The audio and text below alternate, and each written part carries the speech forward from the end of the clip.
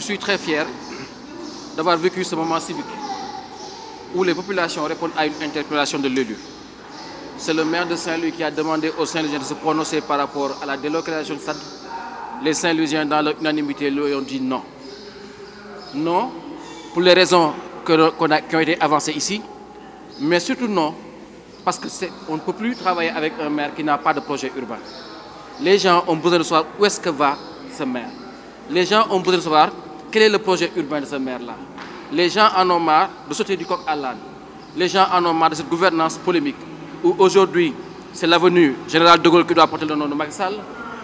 Demain, c'est Khayar Meng dont on écrase l'histoire. Après-demain, c'est le stade qu'il faut délocaliser. C'est quoi le projet de Mansour Faye? Qu'est-ce que Mansour Faye veut faire à Saint-Louis? Qu'est-ce que Mansour Faye est en train de construire à Saint-Louis? Après 8 ans de mandat, tout ce qu'on retient de ce maire-là, c'est des polémiques à n'en plus finir. C'est parti des mosquées qui ont été détruites à Gendar jusqu'à aujourd'hui le stade qu'on veut délocaliser. Aujourd'hui, les Saint-Louisiens ont envie de dire à ce monsieur qu'on ne gère pas une ville par l'événementiel. On ne gère pas une ville avec un activisme ou un affairisme débridé.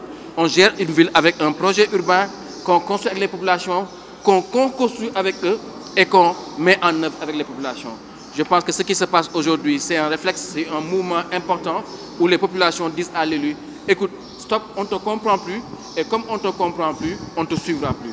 Et je pense que c'est très important enfin que les gens comprennent qu'avec ce qui s'est passé à Dakar lors des événements du mois de mars, que la gouvernance publique va changer. On est à l'aide de la réduction, on est à l'aide de l'exigence citoyenne, on est à l'aide de l'efficacité publique, on est à l'aide des services publics performants et c'est ça que les populations attendent. Et ce qui se passe montre que les populations ne sont pas satisfaites de ce qui est en train de se faire dans la ville. Si j'ai un conseil à donner à Mansour Faye, c'est de préparer ses documents de bilan, puisque son mandat est terminé depuis 2 ans. Et je dirais même mieux, c'est de préparer la passation de service, puisque nous avons une aspiration commune à une nouvelle équipe. Ça suffit. Je ne parle pas du maire, je parle d'une nouvelle équipe, avec de nouvelles figures, avec de nouvelles personnes, avec une nouvelle génération qui va prendre en main Saint-Louis et qui va incuber, porter un nouveau projet pour Saint-Louis.